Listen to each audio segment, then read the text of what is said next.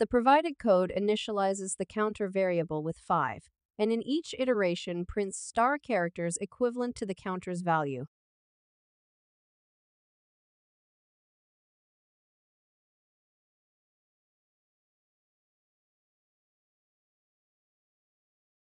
The loop's step size is -1.